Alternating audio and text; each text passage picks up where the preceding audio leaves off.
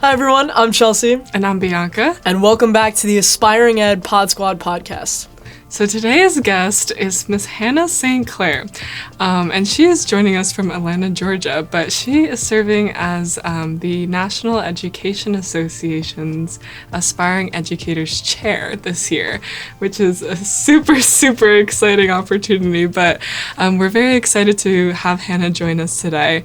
Hannah, would you like to, tell us a little bit about yourself, where you're from, your pronouns?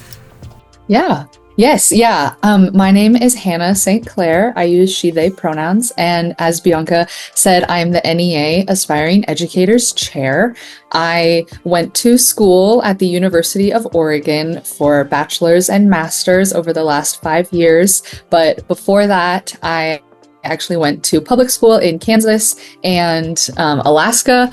And I'm currently based in Seattle, Washington, but calling in from Atlanta, Georgia from an NEA conference. So that's a little bit about me. And how do you think your educational background brought you to where you are today, right? How did that bring you into your position now? Yeah. So I have to go back kind of all the way to the beginning. And the reason that I even got into education was because growing up in Alaska, I lived on an island, Kodiak Island, where it was really hard to recruit and retain educators. And my second grade year, I had three teachers, because we constantly had teacher turnover. So I remember just being cycled through teachers that one year, and I realized that I wanted to become a teacher so that my future students didn't have to go through that and get cycled through different teachers and just be able to have that one teacher all year long. And so ever since a young kid, I knew I wanted to be a teacher and an educator. And as I got older, I became more and more interested and involved in activism happening in my community. When I began college, I found out about the Aspiring Educators program. There was a chapter on my campus that was just getting started, and I went to the first meeting that we ever had on our campus, and ever since then, I have not looked back. It was fall of 2019, and in February of 2020, I had the opportunity to go to a state conference and meet aspiring educators around my state, and I was just energized. I was like, oh my gosh, there's others here who want to create this positive change. That was February 2020. We all know what happened March of 2020, so all of our chapter events went virtual, but that summer I had the opportunity to attend virtually the Aspiring Educators Conference, and once again, my eyes were just blown open by the inspiring energy from aspiring educators that were all around the country, and I found out how large our union is and the power of aspiring educators from that first year of college. And so it propelled me into our union, and I can get into details about kind of how I got to this position, but that first year of college and finding out about the union at my chapter and my state and then the national level really just made me feel connected and inspired by the educational justice work that was happening across our country. That is such an amazing story, and even just to think about how much you have moved around the country and seen different walks of life just shows how you're entering the space of education with so much knowledge about diversity and different people and different ways of life. So I'm really glad you're talking to us. So the question that I kind of want to talk to you about first, before we talk about your role as chair, is kind of what is the NEA AE program. So NEA AE, for anyone who's not aware, is the National Education Association's Aspiring Educators program. And so, Hannah, would you be able to tell us a little bit about what this program does for aspiring educators? First of all, what is the national level of the union, right? Like, how does it work with the states?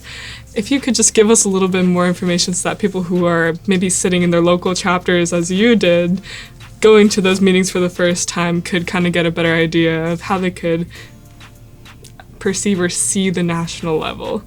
Yes. So my way that I've figured out how to explain it the best is I think of an umbrella. And so I think of on the ground, like what's happening on the ground at the grassroots level is our chapters.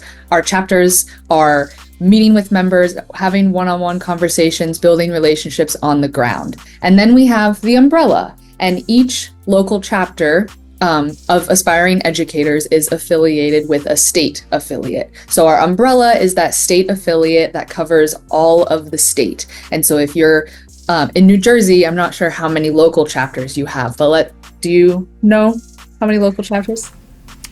I would say at least like 7 or 8 as of now. That's awesome. Yes.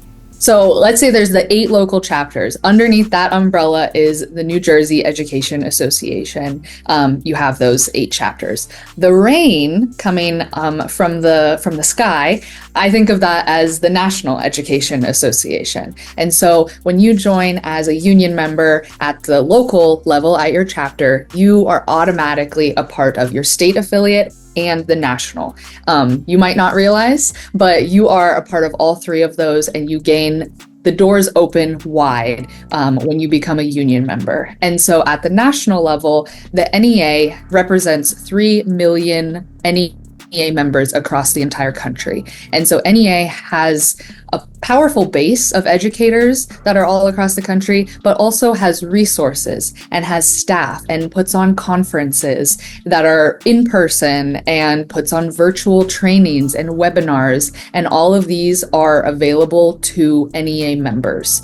And so one point I can bring up about the Aspiring Educators program. The Aspiring Educators program is for all aspiring educators across the country. Like I said, if you join at the chapter level, then you automatically, the doors open for at your state and national level of all these resources and opportunities.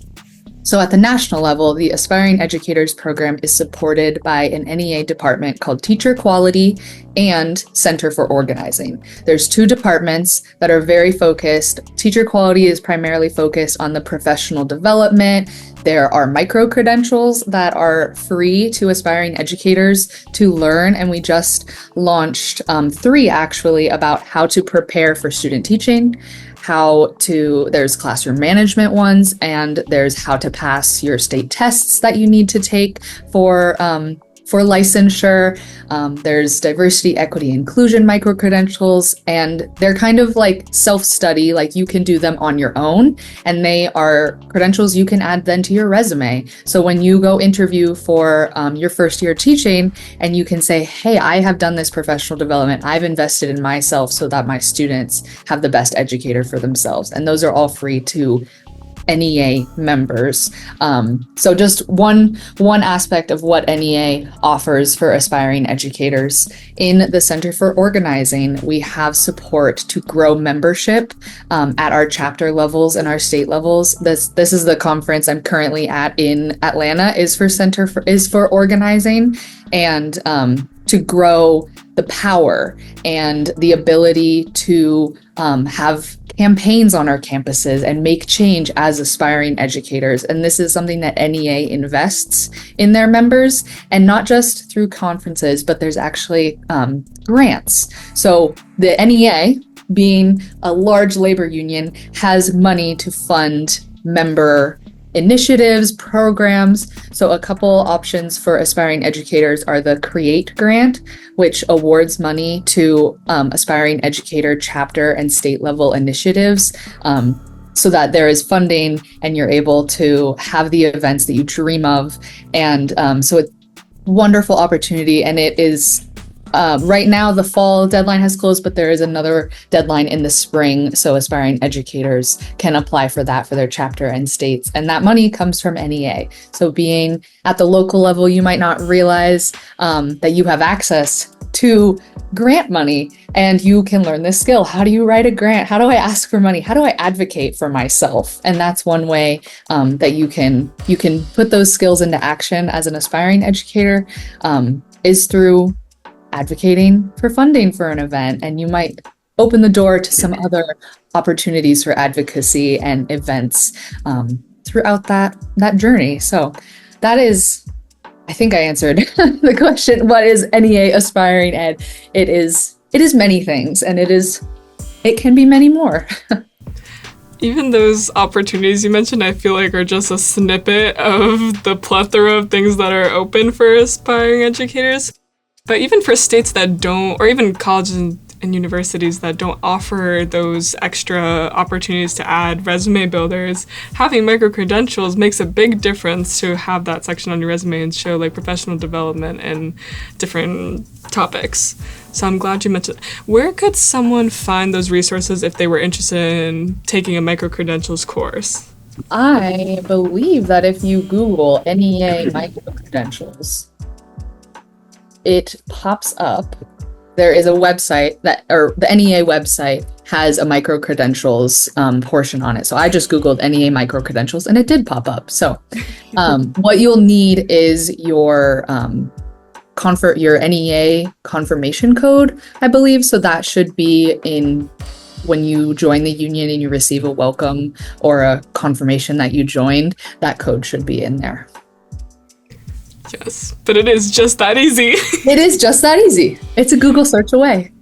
One Google search away, and you can have so much more on your resume. There you go. I mean, I was going to say, I think a lot of, like, our members and people at our chapter don't fully understand the scope of everything. I think people, a part of our club, specifically at TCNJ, they see it, like, as a club, and they don't recognize how many doors are open to them by becoming a member. So I think you sharing those resources was really helpful and important because I think people are sort of, like, sheltered onto what we have on our campuses and don't fully realize what else is out there for them.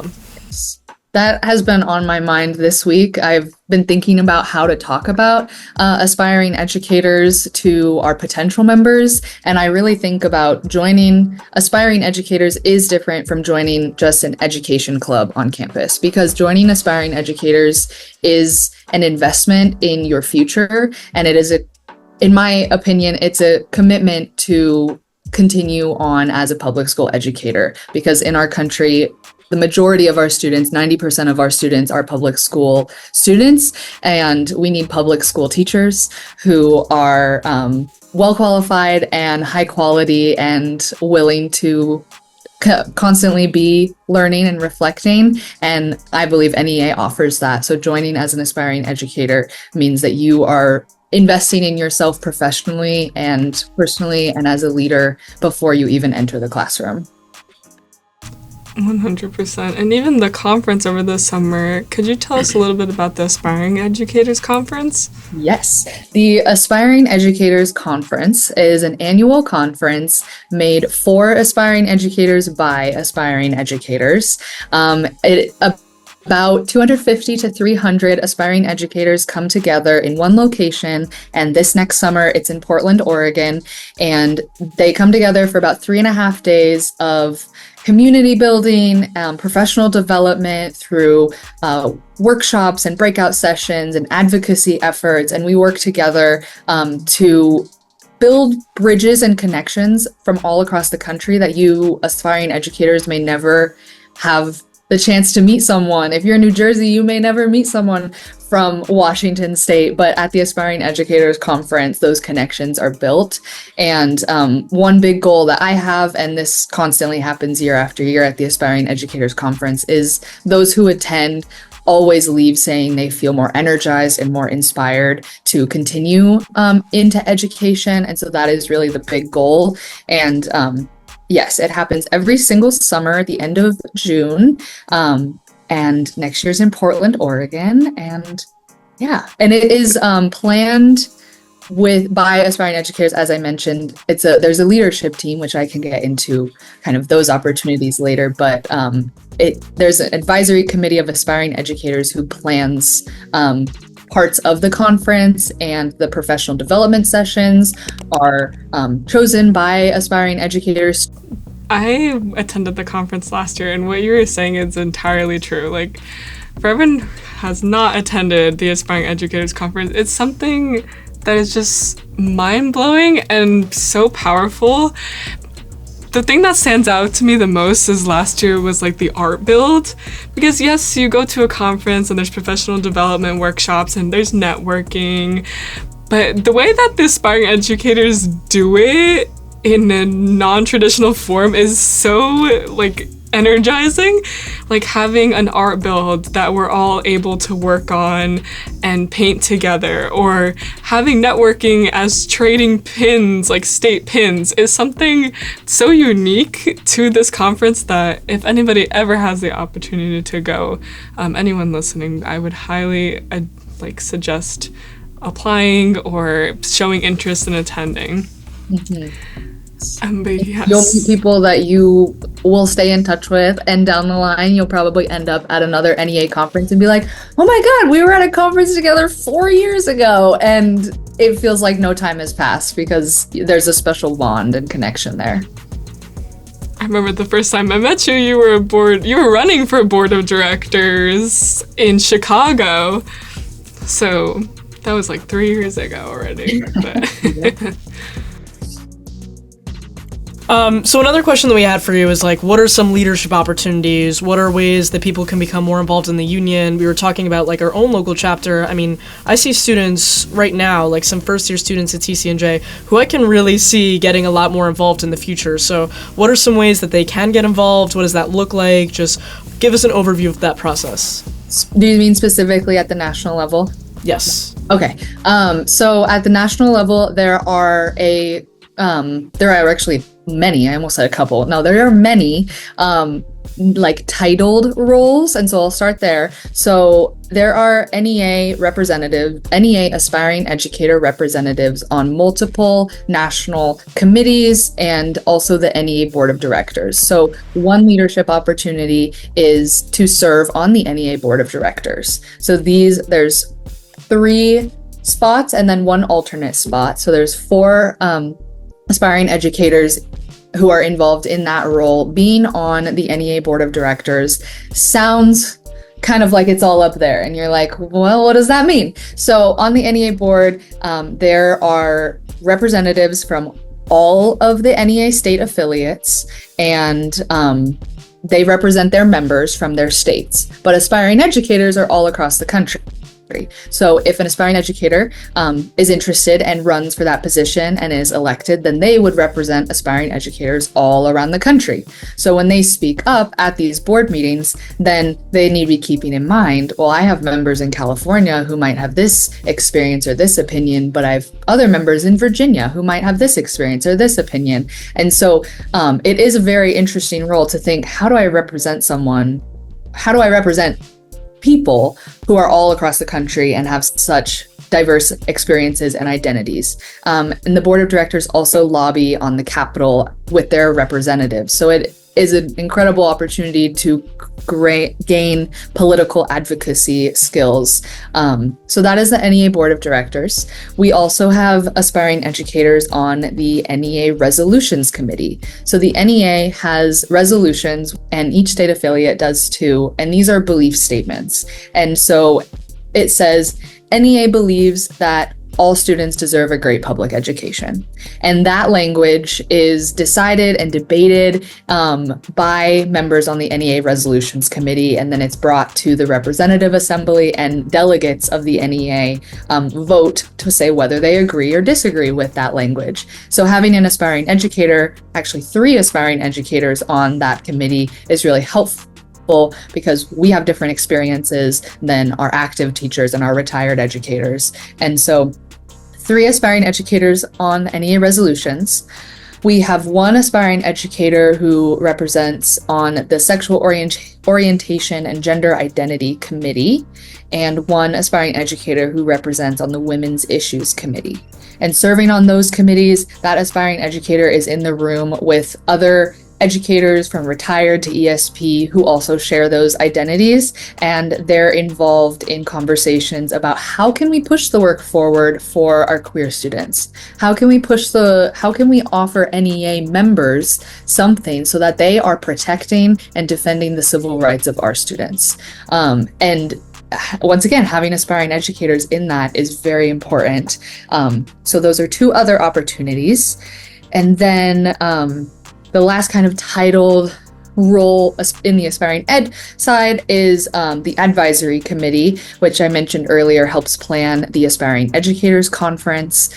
They also are tasked with various things from the Aspiring Ed Chair. So this year I'm keeping them very busy and asking them to be very involved because I just love their ideas, and they want to learn. And I knew I was on the advisory committee before, and I wanted to do as much as I possibly could. So they currently, like some of them, are running the NEA Aspiring Ed Instagram. So when you're following at NEA Aspiring Ed, know that those who are running that are aspiring educators, and I will say they're doing a great job. So shameless plug for the NEA Aspiring Ed and the AE Comms team on that. And do you want to jump in there, Bianca? Let's emphasize that one more time. That's at NEA Aspiring Ed ED, in case anyone did not catch that.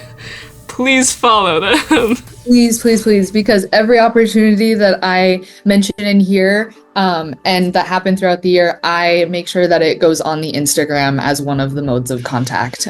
So great way to stay in touch there. How to get involved in those roles. Many of them happen at the Aspiring Educators Conference. To run for the NEA board, you campaign and then you have a speech at the Aspiring Ed Conference, and the elections happen at the NEA Aspiring Ed Conference. Same goes for the Resolutions Committee. For the Sexual Orientation, Gender Identity, Women's Issues Committee, and Advisory Committee, there is an application that goes out. It's usually about August timeframe. August to September is when those applications is open, and any aspiring educator can apply for those. And then as the chair this year, like, I went through those applications and I had one-on-one interviews with everyone who applied, and I sent in my recommendations of names to the NEA president, and she could either approve or disapprove, and thankfully she approved. So that opportunity opens, like I said, in August timeframe.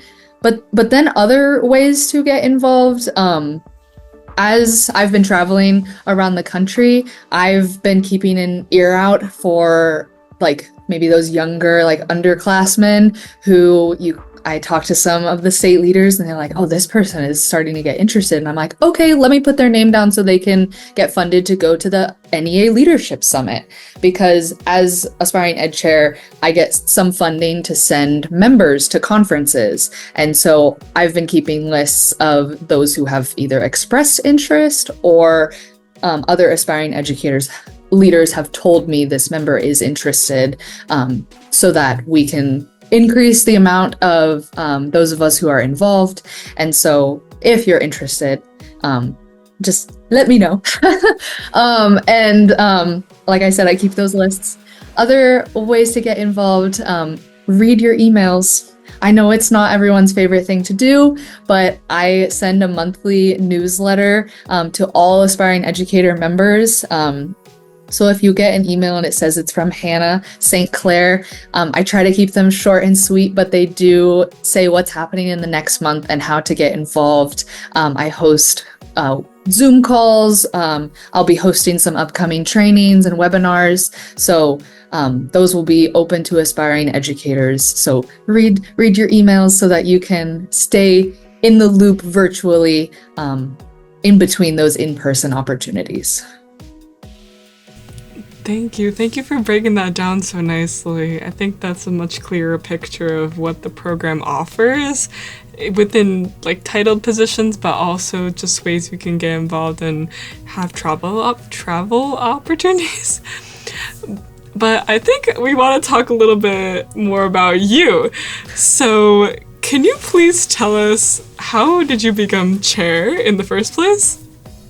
Yes, I can. So like I kind of mentioned at the beginning, I got involved in the union my freshman year of college.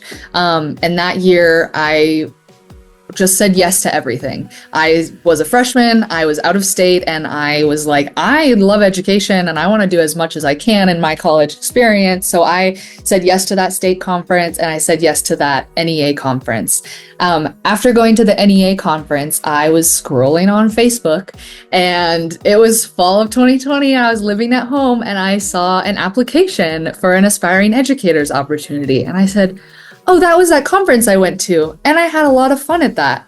I'll put my name down. So I put my name down. Turns out it was the advisory committee, and I interviewed and was appointed to the advisory committee. And I showed up thinking everyone would be like this young sophomore like myself, but no, it was full of like aspiring ed state presidents or people who had been involved in like organizing and running chapters. And I was like, what? And I knew like nothing. But I soaked it in, and I tried to do as much as I possibly could to just learn as much as I could and build connections with those who are the aspiring educators and the Aspiring Ed Chair Cameo at the time. And so they were just very welcoming and inclusive of me. So then at the end of that year, Cameo, actually, the chair at the time, suggested that I run for the NEA Board of Directors. And the NEA board has those 3 seats and then the 1 alternate. One of those 3 seats is a 2-year position. The other 2 are 1-year positions. And I was going into my junior year, so I had 2 years ahead of me. And I was terrified. Cameo told me, she said, you should run for the 2-year. And I was like, that's a long commitment. I don't think I can do this. I had a lot of imposter syndrome. And, but I did it. I applied and campaigned for it and got the position. And so I started on the NEA Board of Directors, having no clue what a board does. And I was really just, thrown off the deep end. But over those 2 years, I grew so much, and NEA invested in me. They sent me to conferences, and I gained confidence in myself, my ability to speak up on behalf of aspiring educators. And I will be honest, it wasn't where all of my strengths lie. I can get nervous speaking in front of large groups of people and really like synthesizing what's in my brain to actually come out in like nice words. And so it was a great experience, and I learned so much, and I met wonderful, inspired me to then bring it back to my chapter and my state level. And I was able to help lay the foundation back in Oregon for my chapter to grow and have a leadership team that continues now into its 3rd year after I've left. And we have a state council that we now have that I was able to help put the bylaws together based on other aspiring educator state bylaws, because I had built connections with aspiring educators in different states. Then after I finished my time on the NEA board, this was the end of my senior year, and I graduated, and I was going into a master's program just 1 week after graduation. And so I knew I was going to be student teaching. I was like, I think my time as an NEA level aspiring ed, like, I don't think I can handle doing anything this year while I student teach.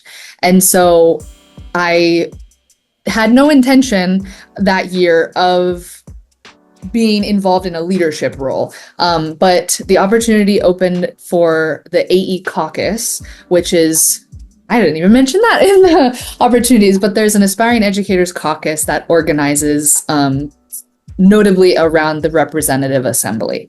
And so an opportunity opened for me to join the Aspiring Educators Caucus leadership team for that year, which is a much less commitment than the NEA board. And so I took that opportunity, and it helped me to stay like involved and connected and seeing what was happening still all across the country. And that summer, I went to the representative assembly right before my grad program started, and I knew that I didn't want my time as an aspiring educator to just be during my time as a college student. I I have found that I love aspiring educators, like the program. I love meeting aspiring educators all across the country and advocating and empowering others and making other people realize like we have power. And so some of my aspiring ed friends at the RA planted a bug in my ear that they thought I would be a good NEA Aspiring Educators Chair. And I was like, no, that's not for me. I think someone else would be better. And I don't think I'm the right person for it. But then I slept on it. I came back the next day to the RA. I talked some more to some other friends and I was like, do you think like, would it be okay if, but I got more and more feedback that they said, no, I think you'd be really good at this. And as soon as I kind of got approval, I guess, from others, and then I felt myself be like, no, I think you could really do this. My brain just like was like on fire. And I remember that day I sat down and I wrote down ideas for like an hour straight of things that I thought like was possible with aspiring ed at the national level. And the ideas just kind of never stopped. And so it was really helpful knowing that so early on, I guess, like into campaigning for this role, because it is an elected position, that I was able to spend like actual quality time investing in myself over the last year to make sure I was prepared for this professionally as well as just like mentally. And because of that, I knew I had support for my campaign and I was able to run a pretty smooth campaign, I would say. And so at the Aspiring Educators Conference, I was the one who was chosen, and now I get to represent aspiring educators in NEA. And when I found out that I had the role, I really felt like I had been preparing for the last 5 years for this role, and it just felt like immediately kind of right. And I've realized I've now been in the role about 3 months, and it feels like my dream job. Like I love what I'm doing, and I love talking to aspiring educators, and I hear so many ideas from everyone all across the country, and I'm just taking it all in and then trying to take action on behalf of you all and involve you all, because it's not just me. I could not do any of this alone. But I just love it. And I could probably talk for an hour or more on that one, but I will pause there so we can keep going with questions. I love that idea of saying yes, because it sounds like so many opportunities came to you in your process of getting where you are today, and you always feel this like sense of uncomfortableness. You know, you're afraid to step out of your comfort zone, and I think everyone would resonate with that. But I think the theme here is that an opportunity is never going to seem 100% perfect at the right time. It's never just going to come knocking on your door. Oftentimes, you have to bring yourself outside of your comfort zone. You have to seek it out. You have to say yes, even if it doesn't feel 100% right just yet. So I love that idea, because I think, you know, to get to the position that you are in today, and just in general, to be successful and happy with where you are, it's never going to be a smooth linear path where everything just seems right. It takes yourself recognizing that sometimes you need to push yourself a little bit. So I really appreciated that. I think other people would resonate with that idea too.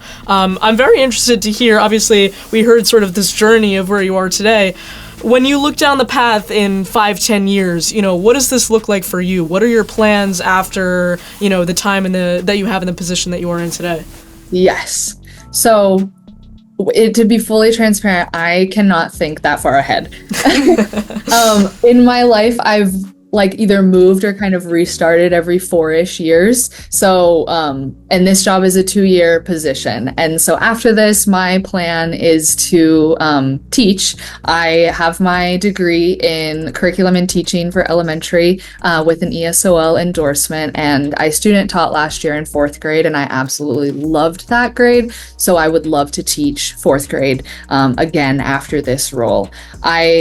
I did mention, this is like my dream role, and so I do see myself staying involved in union work as an educator in my local association, state association, national.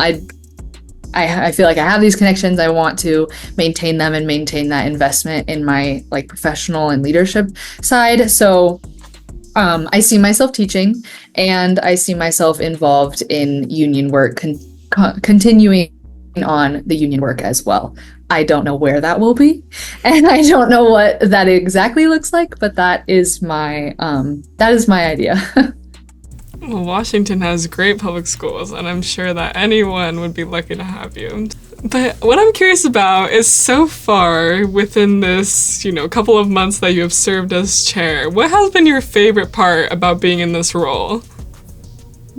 Oh, there's so many. I would say so far, my favorite part has been like meeting the aspiring educators, and being able to travel and go to you all and see what it's like in your different areas, different states, and see how it's different, but also see how it's similar, and that when we're facing similar challenges that we can work together. And now that I am kind of like taking that in, I get to see kind of where there's like the invisible string between us. So that's one of my favorite things. Another favorite thing was actually choosing the advisory committee. Was very challenging, but it was also, it felt like playing a puzzle. And I love the side of union work where we're working in relationships and building a leadership team. That was like my favorite part of being a chapter president, was kind of finding out where people are passionate and then using that, because that's usually where your strengths lie, using that to build the team together. And so I was doing that with the advisory committee, and I got to kind of like puzzle piece everyone together. And then in October, the Aspiring Educators Leaders team came to Washington, D.C. for a training, and I actually got to see like the puzzle fit really well. And it was just like, I was so like, my heart was just like so full after that weekend. Even though like I was leading the trainings, they were long days. I could have and should have been like exhausted, but it was just like, it felt very right. And so that was one of my like personal favorite moments, was kind of choosing that team, putting that all together. But now I'm traveling around the country, so I get to see like who might apply for the team next year, and who might be the different puzzle pieces that we fit together. So, yeah. Okay, so the last thing that we just wanted to end with is like, we talked about the next 5 years potentially, but thinking across the next few months, what are you thinking? Like, what are your biggest goals? What are your plans? What are your initiatives for the remainder of the year? Yeah. So when I was that kind of like brain dump moment before the campaign, I had these 4 goals that came to mind, and they're under like kind of one overarching goal. So my overarching goal is to prepare our first year educators to really know what's going on, who to get connected to, and lead during those first years, because we often feel a sense of drowning, to be honest, during those first years. And so being involved in our union is one way that I think fits into that. And so within that overarching, my 4 kind of goals within that are to provide our aspiring educators with high quality resources and trainings on cultural competency and social and racial justice, fight to end unpaid student teaching, empower emerging and continuing aspiring educators, and be accessible to members. And so whenever I'm like hosting events or putting together resources or communicating, those are what I'm keeping in mind. And so in the next few months, we did just have an election, and it shifted some priorities, because now another priority that is also fits into all of those already, but it's to make sure that us aspiring educators, we are involved and prepared to fight for public education and defend public education. So in the next coming months, I am preparing events about what to expect in the next administration. How do we fight back against vouchers, and how do we get involved in that in our own states, and learning from the success stories in states like Nebraska and Kentucky.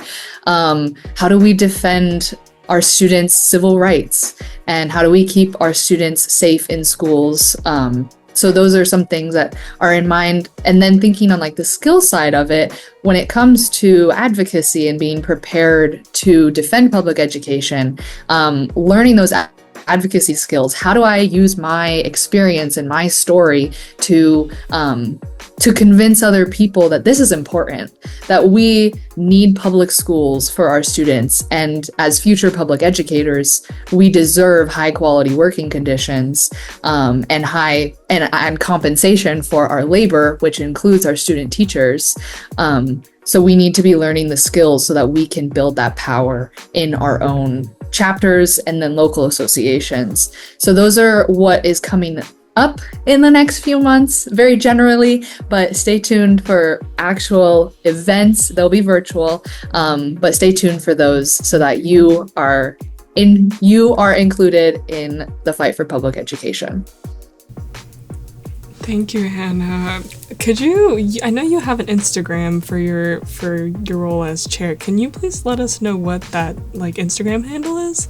Yes, my kind of chair Instagram is at Aspiring Ed Hannah, and Hannah is a palindrome, so HANNAH.